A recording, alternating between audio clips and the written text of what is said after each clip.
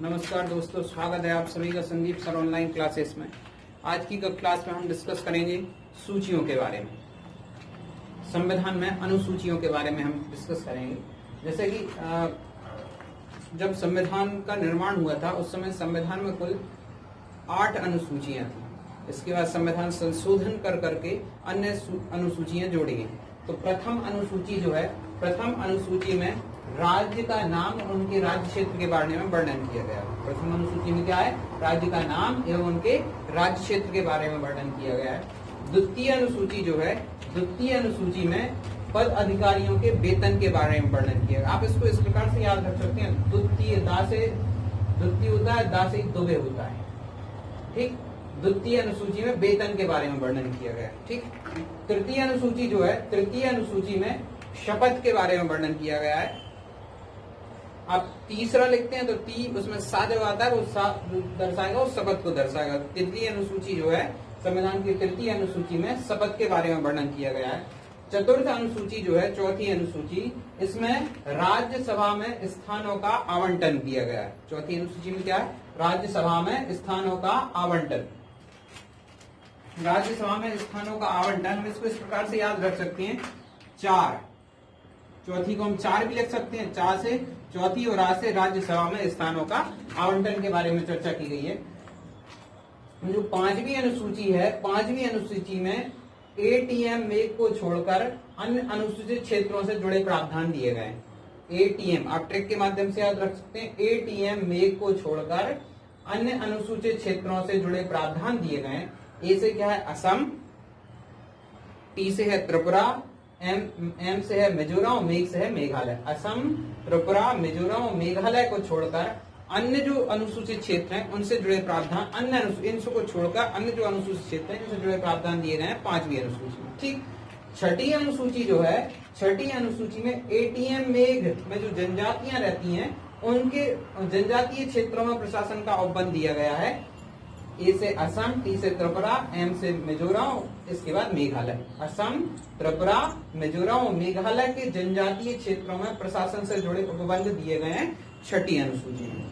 7वीं अनुसूची जो है, 7वीं अनुसूची में संघ सूची और राज्य सूची और संवर्ती, 7 से 7 होता है, 7 से सूची होती है। तो 7वीं अनुसूची जो है, इसमें सूचियों के बारे में प्रावधान किया गया है। संघ सूची, राज्य सूची और संवर्ती सूची।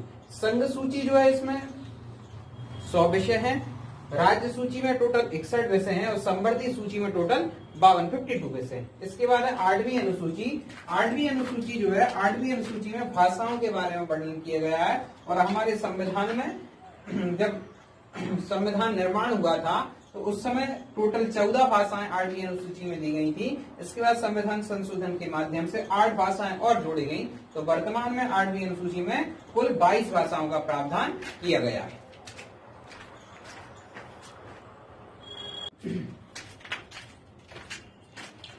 8वीं अनुसूची में 22 भाषाओं का प्रावधान किया गया है, जिसमें मुख्य संविधान में 14 भाषाएं थी और 8 भाषाएं अन्य संविधान संशोधन के माध्यम से जोड़ी हैं। सबसे पहले 21वें संविधान संशोधन 1967, मैं पुनः रिपीट कर रहा हूं, 21वें संविधान संशोधन 1967 के तहत सिंधी भाषा को जोड़ा गया। ठीक, बहुत महत्वपूर्ण प्रश्न आते हैं यहाँ से। कभी भी 8वीं अनुसूची से यदि प्रश्न पूछा जाता है तो इन 8 भाषाओं के बारे में प्रश्न पूछा जाता है। तो पहला 21वें संविधान संशोधन 1967 से कौन सी भाषा जोड़ी गई? सिंधी भाषा। 71वें संविधान संशोधन 1992 से 71st कॉन्स्टिट्यूशन अमेंडमेंट 1992 के तहत 3 भाषाएं जोड़ी गई। कोने में, को से कोंकणी, ने से नेपाली, माँ से मणिपुरी, 3 भाषाएं जोड़ी गई। कोने में, को से कोंकणी, ने से नेपाली और माँ से मणिपुरी। इसके बाद 92वें संविधान संशोधन 92 कॉन्स्टिट्यूशन अमेंडमेंट, 92वें संविधान संशोधन 2003 के माध्यम से 4 भाषाएं जोड़ी गई। 92वें संविधान संशोधन 92 के माध्यम से 4 भाषाएं जोड़ी गई। Dogri, DBMS, database management system computer में आता है, आप लोगों ने पढ़ा होगा। डी से डोंगरी, बी से बोडो, एम से मैथिली और एस से संथाली। इस प्रकार से टोटल 4, 3, 7 और 1 8 भाषाएं, अन्य 8 भाषाएं 8वीं अनुसूची में जोड़ी गई। और जो प्रश्न पूछा जाता है 8वीं अनुसूची इन 8 भाषाओं से पूछा जाता है। ठीक, 21वें से कौन सी जोड़ी गई? सिंधी। 71वें से कोने में कोंकणी, नेपाली और मणिपुरी। और 92वें संविधान संशोधन से DBMS, डोंगरी, बोडो, मैथिली और संथाली। ठीक, इसके बाद है नवी अनुसूची। नवी अनुसूची की हम बात करें तो नवी अनुसूची जो है पहले संविधान संशोधन 1951 से जोड़ी गई थी। नवी अनुसूची किसके तहत जोड़ी गई थी? First constitution amendment 1951। इसमें पुनर्वलोकन की शक्ति से बाहर रखा गया था। इसका तात्पर्य यह है कि नवी अनुसूची में जिन विषयों को डाला जाएगा, नवी अनुसूची में जिन विषयों को डाला जाएगा उन विषयों को सुप्रीम कोर्ट में पुनर्वलोकन के लिए याचिका दायर नहीं की जा सकती। नवी अनुसूची में जिन विषयों को डाला जाएगा उन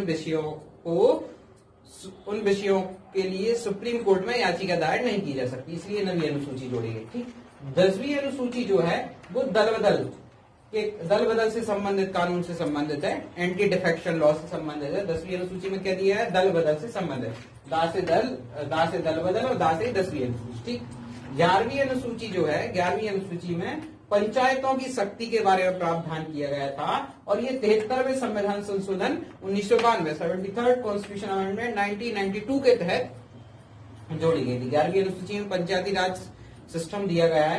12वीं अनुसूची जो है 12th शेड्यूल जो है इसमें नगर पालिका की शक्ति के बारे में दिया गया है, म्युनिसिपैलिटीज की पावर्स के बारे में बताया गया है और ये 74वें संविधान संशोधन के तहत जोड़ी गई थी। ठीक, 8वीं अनुसूची, इसमें टोटल 22 भाषाएं हैं, इसमें से अन्य 8 भाषाओं को संविधान संशोधन के माध्यम से जोड़ा गया। 21वें संविधान संशोधन से सिंधी जोड़ी गई। 71वें संविधान संशोधन से कोने में कोंकणी, नेपाली और मणिपुरी।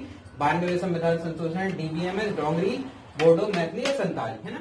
इसके बाद आई नवी अनुसूची। नवी अनुसूची जो है बहुत महत्वपूर्ण है ये, क्योंकि भारत का जो प्रथम संविधान संशोधन हुआ था उसमें नवी अनुसूची जोड़ी गई थी। इसमें उन विषयों को रखा गया था जिनमें सुप्रीम कोर्ट में याचिका दायर नहीं की जा सकती। 10वीं अनुसूची जो है ये एंटी डिफेक्शन लॉ, दल बदल कानून से संबंधित है।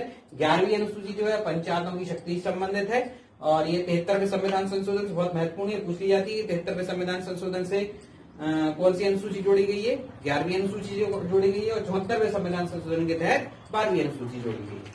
इस वीडियो को लाइक करें, शेयर करें और सब्सक्राइब